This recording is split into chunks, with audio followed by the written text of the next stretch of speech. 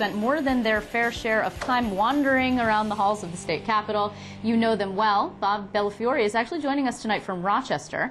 He is a former press secretary to Governor George Pataki, and he is now with the National Heritage Academies. And then here in Albany with me is Steve Greenberg. He's a former press secretary to two former Assembly speakers and now a pollster for the Siena Research Institute. Gentlemen, thank you very much, as always, for joining me. Thanks. Great to be with you, Liz. It's good to see you both. Absolutely. And you in absentia, Bob. It's good to see you. Okay, I thought I was in Rochester. Well, right, not abstentia, I forgot. Okay, I want to start with Arizona, and I'd like to start with you, Steve, since you're here. This new ban that Pete King has proposed, a ban on any weapons being carried within 1,000 feet of anyone in government, really. It's sort of emblematic of what people are doing when they want so desperately to respond to something as terrible as what we've seen, but it's kind of... It's a little. This one's a little bit iffy for me, simply because we have laws that say you can't have drugs within 1,000 feet of a school.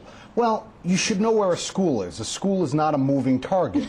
I mean, if somebody is carrying a hunting rifle and they're leaving their local, Walmart or whatever, and a member of Congress happens to be there, and they didn't know the member of Congress was going to be there, I mean, they'd be in violation of this new law now. So, look, we have to balance competing interests here between safety for government officials and the need for government officials to interact with their constituents. And that's a tough balance, and I think we'll find our way there. Bob?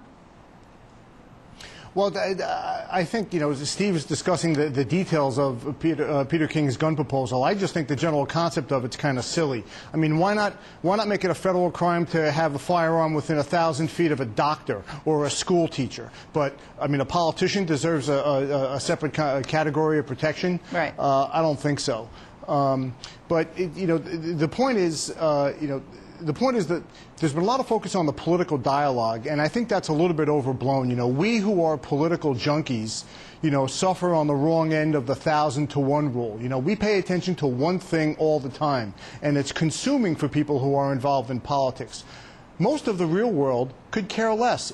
Politics is one of 1,000 things they care about, and the nature of political discourse doesn't have that much influence on how they live their lives. Hold on then. Go ahead, Steve. Yeah, I mean, I disagree with that to a certain extent, Bob. Look, yes, you're right. The vast majority of the public is not paying attention to politics full time.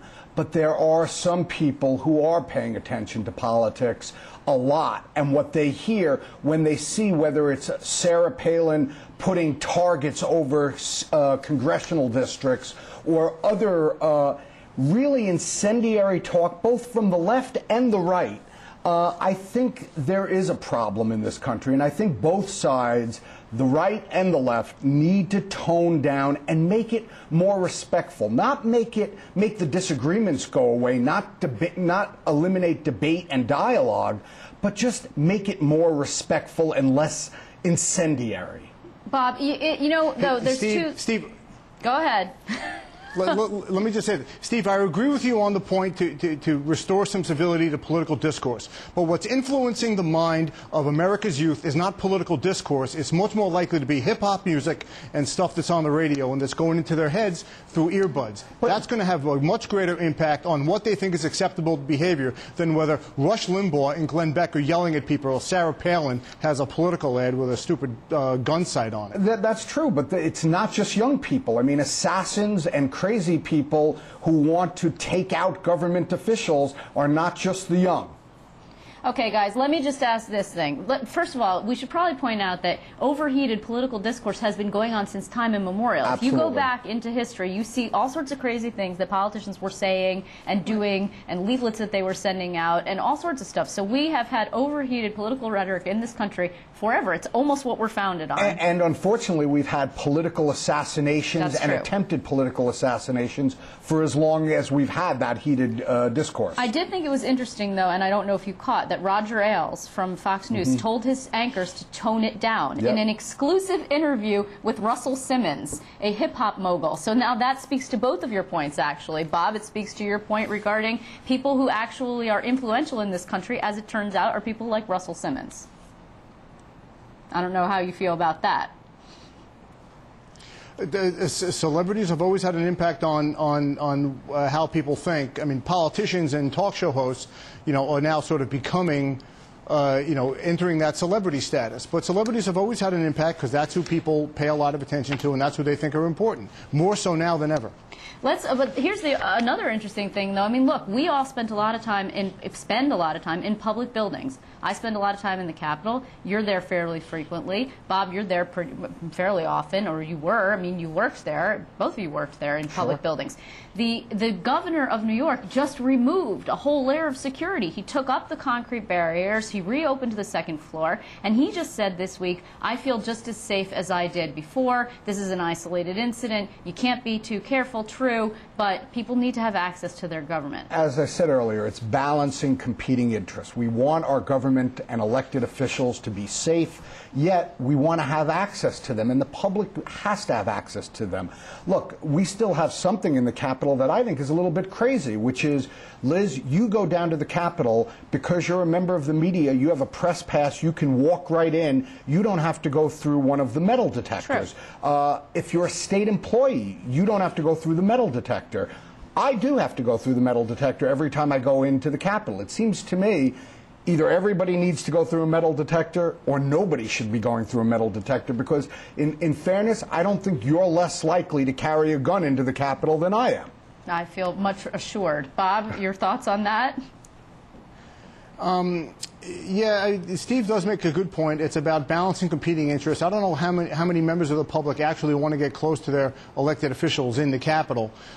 Every politician, every governor that that I've been around and know about it, they each have their own particular points of view about what's the appropriate level of security. Mario Cuomo used to famously slip out the back door of the mansion and run away from his security so he could go hit softballs in Lincoln Park in downtown Albany. I think George Pataki was more comfortable with the level of security he had. I think Andrew Cuomo is probably going back to where his father was. It all depends on the times that you're governing in and what what you feel is appropriate and how you want to adhere to whatever the state police recommends. I mean, the driving force behind governmental security for the governor's office is really the state police. Right. Actually, as it turns out, Governor Cuomo got some political protection today, we see, and it's the Committee to Save New York. This is this pro-business, pro-real estate organization that raised $10 million, and they're out now with an ad that is pretty, it's general. It's just that, rah-rah, Governor Cuomo, he's great. We love his agenda, fiscally conservative. He's going to bring back New York, etc.